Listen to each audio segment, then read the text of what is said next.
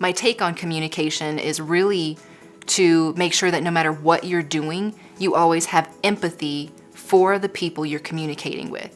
I'm Krystal Covington, founder of Go Lead and Women of Denver.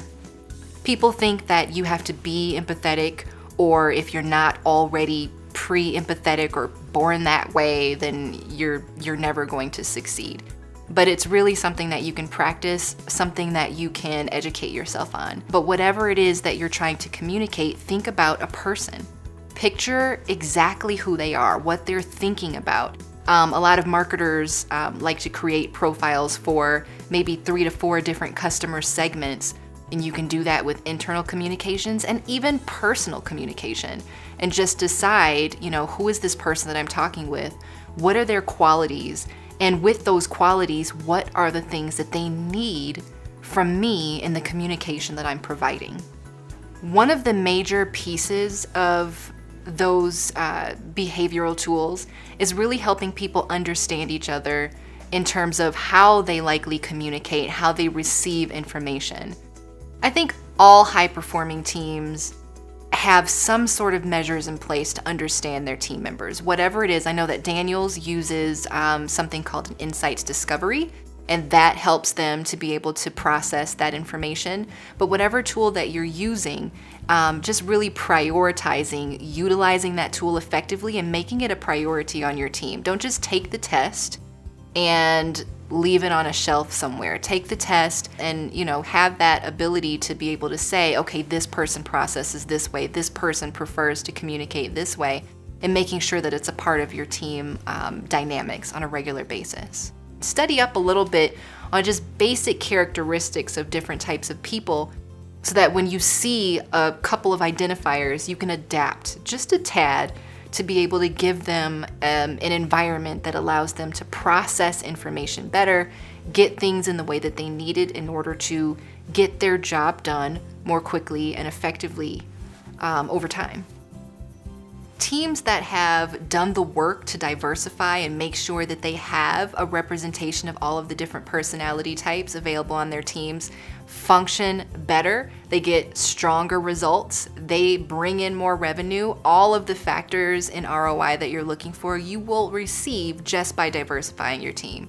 So looking for those diverse candidates to bring in new personality types not only helps the culture, but helps you to make sure that your team is more effective and there's people available to play all the roles that you need to be innovative, to be creative, and to be efficient. So running the membership organization of Women of Denver has put me in the position to really have to pay attention to the way other people process information and even experience the same event. So you can have several different personality styles in one event, and you'll find that some of them had an amazing experience and some of them didn't, based on the way that you structured the experience. So I actually had to try to maintain the customer experience to think about every personality type in the events that I put on.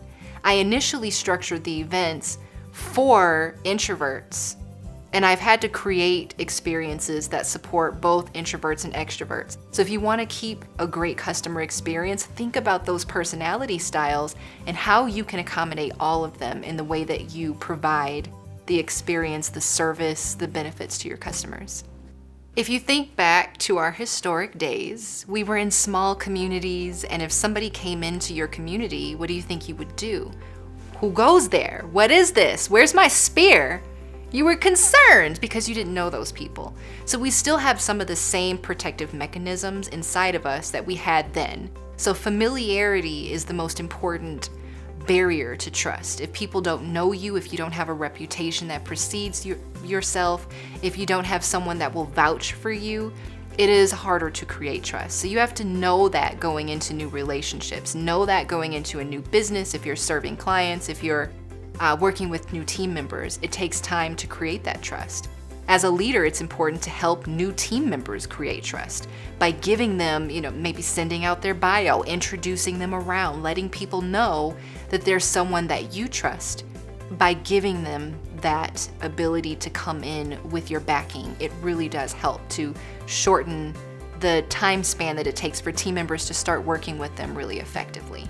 The first thing I can do to start building trust with another team member, another person within the corporate environment, is really to do something for them and do it the way I said I would. So doing the things that you say that you will do is the best way to create trust. Being also visible in their environment, regularly engaging with people helps to create trust. That familiarity and then seeing you do what you say you want to do are the two major keys to building trust in an environment.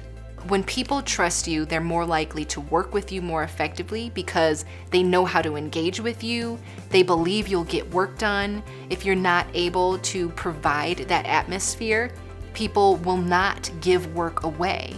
They will not trust that you will get that done. They will not trust that they can delegate. They will not trust that they can pass things along and have it come back to them.